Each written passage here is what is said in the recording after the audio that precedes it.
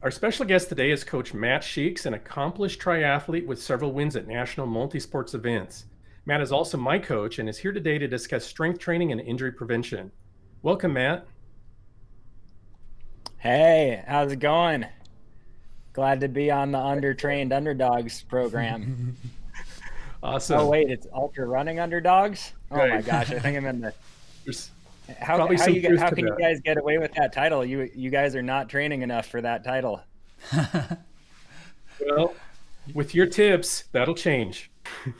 Yeah, okay. So today we're going to talk about should runners and triathletes strength train and what the scientific evidence is for that. Um, So we might want to start out with a little bit about a little bit about me and why you should listen to me. I was a really good cyclist in high school, 14-minute 5K runner in college, a 29-minute 10K runner for University of Portland. Then I transitioned to triathlon. I was a pro triathlete, had several top 10 finishes at Ironman events in the pro field, and also duathlon and the national championships in duathlon. So over that time period, I got injured a lot. And that's probably the most important takeaway is that I've had, practically speaking, every injury in the book. And that's aside from stress fractures. So I have not had a stress fracture, so I cannot resonate with people on that. But I've had really bad shin splints. So that has to count for something. But any sort of tendonitis that you can think of, any muscle strain, guarantee I've gone through it. And one of the things that we want to address when we're talking about strength training today is there evidence that strength training will help you recover from an injury or help you prevent injuries? Okay. So the way that I like to approach this is by talking about, okay, well, I went through this system of endurance sports throughout my life, first a cyclist, then a runner, then a triathlete, and I accumulated a bunch of knowledge, right? I have what I consider to be best practices in strength training and the reasons why I do it. But a lot of that is just kind of knowledge that I've accumulated from various coaches over the years. And sometimes you don't 100% know if you could verify all of those practices and things that endurance athletes do scientifically. And so every time I give this talk, I like to go back and look at scientific studies and look at, what I can verify through scientific results, through human trials and so forth. Obviously, strength training is going to be a human trial. I'm just probably picking up the lingo from COVID there. But it is nice to go back and confirm through some studies to verify the things that you've been doing, obviously. But at the same token, you want to have a little bit of latitude, I think, because a lot of times kind of the elite sport are somewhat ahead of the curve from the science. And then the scientists are like, well, people are obviously doing this. I should go study it and see why it works. And they kind of already have a hunch that it does. And so a lot of times in endurance sports, running, triathlon, you do have the scenario where the coaches and the athletes are going to be doing one thing, and sometimes the science seems like it's one step behind, right? So we don't want to fully rely on just some studies because those can also get upended occasionally and you can get conflicting results. But it is nice to look at and to verify the things that you're doing, right? Okay, so Yeah. we've all been told to strength train, that it's good for us. And the primary two reasons that are given are one for strength improvements and two for injury prevention, like we're talking about. And so we're instructed that we should do it for those two primary reasons, right? But then on the endurance athlete side, there are probably two primary negatives that circulate in the endurance sports community about maybe why we should not do it. And that would be it will add weight. I do not want to bulk up. Or it could be that it's just unnecessary and that you should just run more, ride more, swim more, ski more, whatever it may be, right? Yeah, that's been my strategy in the past. So like I say, I like to start out with some of my assumptions and like why I've been told to strength train in the past. So I'm just going to jump into kind of the meat of the talk at this point. So the first thing would be to use strength train in order to strengthen and reactivate the glute muscles, which support the knee and ankle through the plant phase of the running. And so if you're like me, and most runners fall into this category where they do have some overpronation. If your glutes get too weak, it's actually your glutes that support your knee more than like the VMO muscle does. And so if those get weak, it stands to reason that you're going to have some collapsing of the ankle and the knee and some internal rotation. And that could do bad things, like cause you to have tendonitis or IT band syndrome, things like that generally.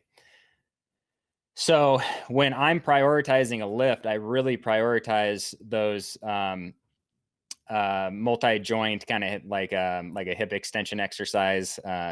And for endurance athletes, we're talking like your lunges, your step ups, your single leg squats. Those are of vital importance because you really target, the glute medius, glute maximus in those exercises. And then a lot of the exercises that I give in a strength workout are kind of nice, but not necessary. And they're kind of supportive in nature. And they do play a role, but they're probably not as important as those really hard leg exercises that we like to think of as being fairly tough. So I will kind of anchor a workout around those hard leg exercises because I know that if my athletes are anything like me, and most runners do have some pronation, they're going to need to include those exercises. Okay, so that's assumption number one. Number two, these are in no particular order. Strength train to increase testosterone production. Okay. And if you're watching this, there's a good blog series by Shane Niemeyer on the Training Peaks blog. And he discusses some of the benefits. So he has a little statement on testosterone production. So he says, aerobic endurance training alone leads to muscle degradation and reduced power output as a result of the predominantly catabolic environment created through endurance training alone. It's been shown that endurance athletes have higher levels of cortisol and other catabolic agents and reduced levels of testosterone. Conversely, it's been demonstrated that the addition of strength training in conjunction with endurance training reduces the amount of cortisol and increases the amount of testosterone and other anabolic hormones, thereby blunting the catabolic effect and promoting recovery while retaining muscle mass and force production capabilities. Okay, and then he cites another study from Kramer that's a really interesting study. I won't get into it a whole lot, but that's a really nice perk or benefit of strength training is that you are kind of like the things that you do when you're a triathlete, you're kind of like fighting yourself. Like in some ways the swim can take away from your run, and you're always training for 3 sports, so it's limiting your recovery in one of the 3 because you're training for the other 2. So it's nice to get something that is like he says, blunting the negative effects of one of the types of training by doing strength training. Right. But with triathletes, one thing that I do like to do is I'm not going to have them go and do like 2 rep max clean and jerk or deadlift or even squats. Like I'm going to assume that they're working so hard in their primary sport that I'm going to still have them lift hard, but I'm going to walk it back a little bit from like those really difficult Olympic lifts. And I'm not going to have them do those because they are probably not like, if their form is perfect, they're probably not prepared to lift super heavy loads with all the fatigue that their muscles are under on a constant basis. So that's one thing I will say about the structure is that I'm not trying to give people the hardest lifts on earth. And so they'll still be challenging, but generally ones that people aren't going to hurt themselves doing. The whole point, like one of the big points of strength training is to reduce injury. And so you don't want to get injured in the gym. Yeah, that's right. Yeah. Okay. So the other thing is for strength training variety.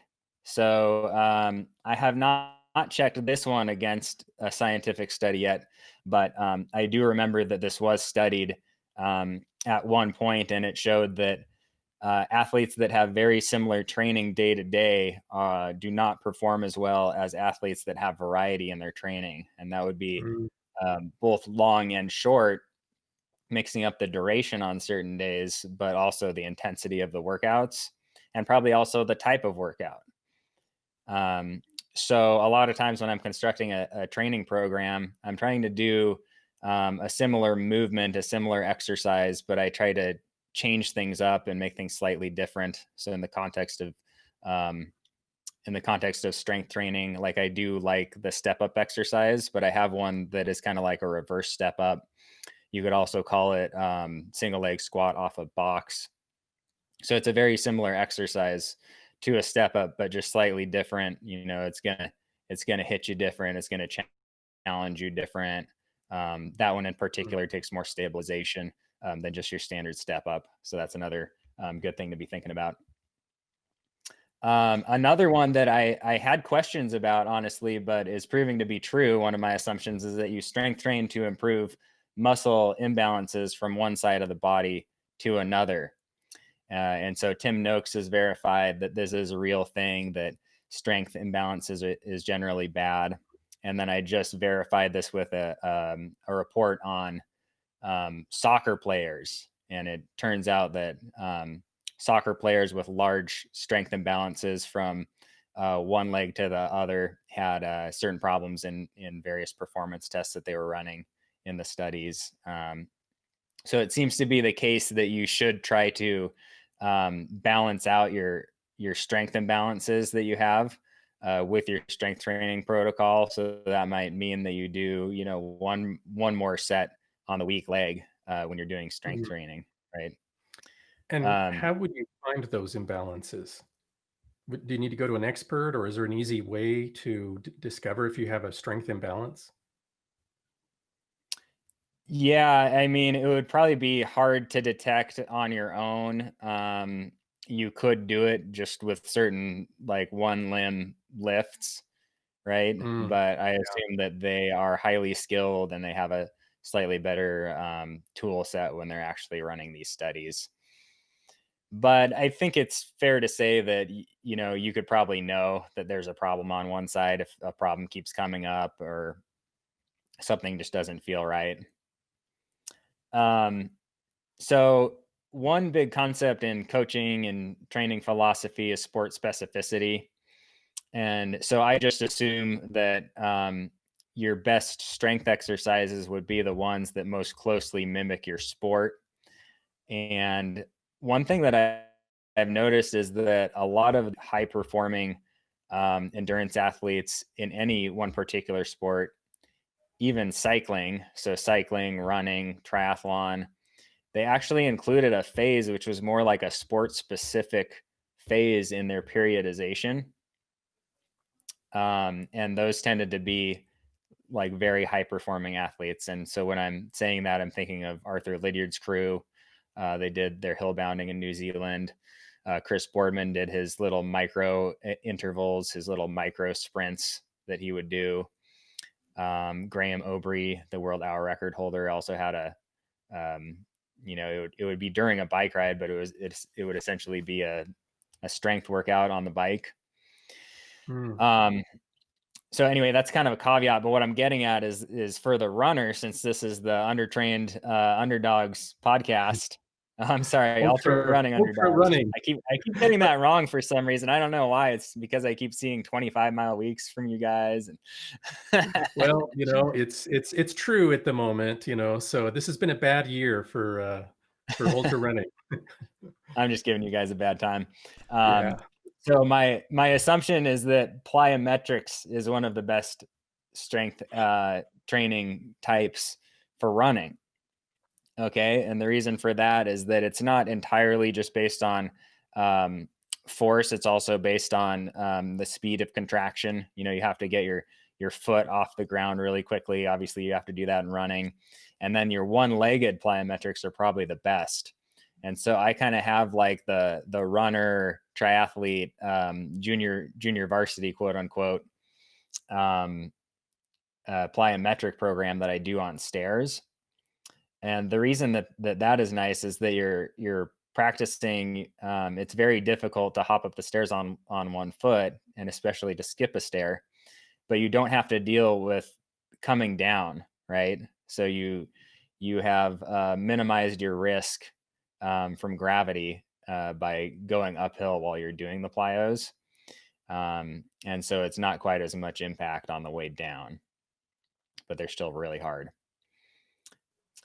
Okay, so another thing for your typical endurance athlete, that is one of my assumptions that I've always operated by: challenge yourself with some lateral movements. And the reason for that is that we spend a lot of time moving just in one plane of motion, and so it seems to make sense, going back to the training variety argument, that um, you might be fairly weak and unstable if you were challenged to move laterally, and you should just kind of have that skill set athletically. And so if you can do some exercises like some lateral plyos, like a power step, it's called the lateral power step, sideways lunges, things like that, then you're kind of minimizing your risk there. Okay, so here's a fun one for you guys. A lot of the initial gains you get in strength training is not due to an actual strength gain. It's due to neurological improvements. It's due to improvements between the how the brain fires and communicates with the muscles through the nervous system. I was told this years ago, and I got a little, I got some part way through the research on this, and this does appear to be a real thing. And I have a super long quote, but I think I've discussed it enough that there just is this neural adaptation that occurs. And so what's happening when you're strength training is you're teaching your body some sort of new challenging movement, and then you recognize improvements really quickly, and it's not necessarily like the size of the muscle fiber that's getting bigger or really an out and out strength gain, but you're just getting better at that particular exercise. And then also what happens is your brain's coordination with your muscles, it figures out how to activate the correct muscle groups, um, and a higher number of motor units, and that's also going to show you a strength gain, like you'd actually be lifting more. But it might be debatable that the muscle itself is is changed fundamentally. Um, so for the triathlete and runner, I always say you don't have to go fast during a strength workout. So you want to challenge strength during strength workouts, endurance during endurance workouts. So there's not really a need to have to rush through the workout in order to keep your heart rate up. You can go fast if you're in a rush, like literally in a rush, like you need to get done. Um, but I assume a triathlete is tired enough that they don't need to be rushing through their strength workouts. They can take their time so they can really focus on getting the maximum amount of force into their workouts in the gym. And a lot of the studies that I did research seem to indicate that you can't just lift like giving it 70%. Like you do have to lift pretty hard to recognize like a lot of the performance benefits. I think if we're talking injury prevention, it's not going to take as much of an effort. But if you want to get an actual improvement as an endurance athlete in your times, you got to lift pretty hard, and you got to do your plyos pretty hard. You can't be giving it 80%. Like you got to be really working to get up your last few reps. If you have read my coaching guide on my website, I kind of have my continuum where I have speed and strength on one side and endurance on the other side, and it's just a linear sort of relationship. And the stuff that feels the hardest is in the middle. So it's fairly long and it's really fast. And during your base training, which is like the bulk of every season, you're really focusing on strength as an isolated thing, as on speed skills, or leg speed or arm speed as a separate thing. And then you're working on endurance as a separate thing. And then once you are getting closer to your races, you want to bring those together. And so Joe Friel has a triangle to represent that relationship. I just have a linear relationship, but it's basically explaining the same concept. And that philosophy is present in gymnastics as much as it is in endurance sports, right? You start with simple activities, and then you start blending them together to create something very complicated. But running is still pretty simple at the end of the day, in my opinion. Okay, so how did my assumptions fare? So if we're talking injury prevention, you guys will like this one. So according to Joe Friel, he says that strength training reduces injury, and that's based on a meta research study that he cited in the Triathletes Training Bible. I forget what the percentages were or the sample size on that one. By contrast, and this is also from Joe Friel, stretching was not found to reduce the risk of injury at all. So when it comes down to things that we hold by tradition, strength training seems to fare better by the evidence than stretching. One study that was a really good one, this is the one that I was alluding to that you guys would like, was strength training reduced acute hamstring tears from 8% to 1% in the University of Nebraska football team. And it also reduced the recurrence of hamstring tears from 32% to 0. Oh, okay. Wow. So that's a good one. Yeah. So that's on the injury prevention side. I probably need to beef this up a little bit in the future.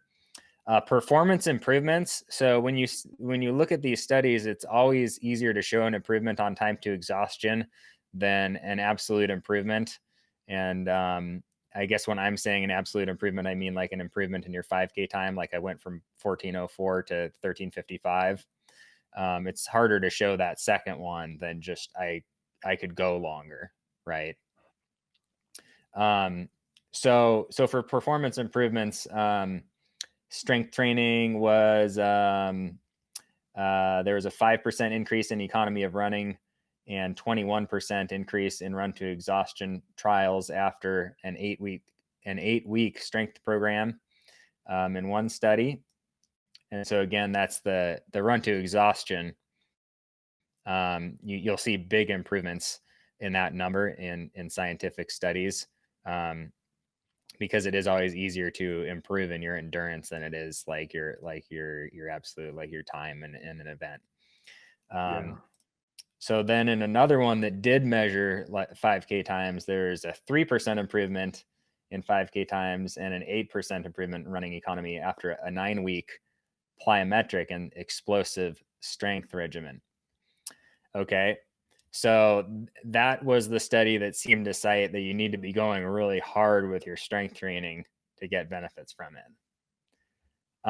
And then other benefits that you might not think of is that according to Friel, it increases strength training can increase your fatigue resistance later on in a race. It increases your bone density, and then we talked about the reduction of cortisol production and increase in anabolic hormones already. So if you're going off these studies, strength training is starting to look pretty good, especially for the endurance athlete. Well, Matt, thanks for coming. But before we wrap up, I'd like to hear a little bit about your coaching service. How can people find you? I'm almost completely full for my coaching services. So probably by the time people watch this, I might be full, I might not be. So it's something to think about. You can find me on tritheos.com if you want to take a look at my coaching. So that's tritheos.com. Well, I think this is a take. I think we're almost out of time for this episode. Thank you so much, Matt, for coming and sharing your wisdom, and hope to see you again soon.